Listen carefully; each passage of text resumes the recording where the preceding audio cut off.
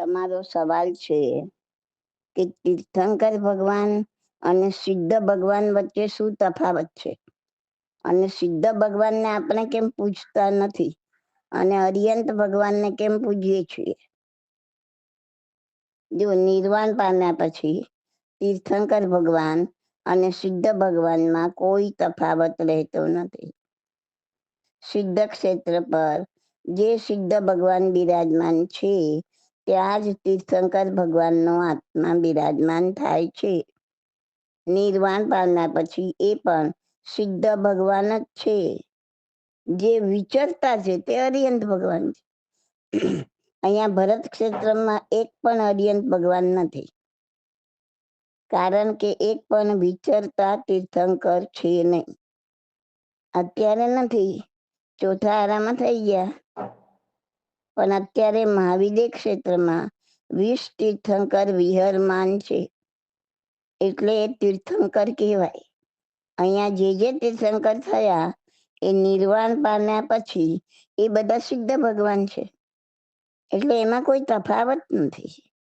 તફાવત એટલો છે કે અરિયંત ભગવાનનું એટલું ઉત્કૃષ્ટ પુણ્ય હોય છે, તીર્થંકર નામ કર્મ બાંધેલું હોય છે, જેના લીધે એમને 34 અતિશયો હોય છે, જે સામાન્ય કેવલી બનીને સિદ્ધ બનનાર સિદ્ધ ભગવાનને હોતા નથી.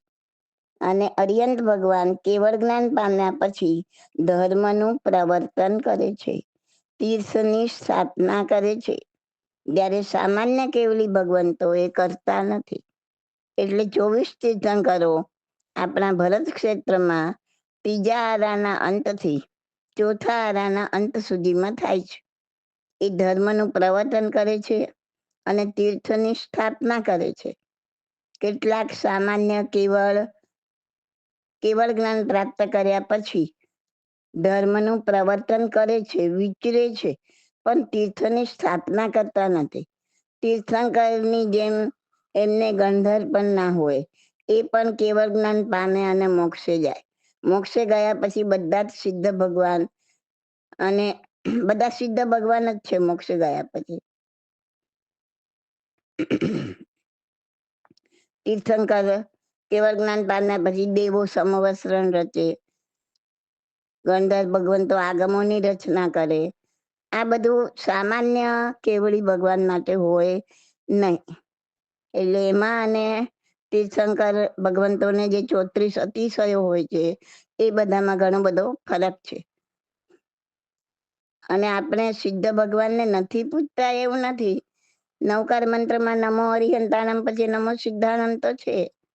નમો સિદ્ધાનંદ એટલે અનંત અનંત જેટલા સિદ્ધ ભગવાન થઈ ગયા એ બધાને વંદન, નમસ્કાર. એટલે આપણે સિદ્ધ ભગવાનને પૂજતા નથી એવું નથી, બધા જ સિદ્ધ ભગવાનને નમસ્કાર આવે છે.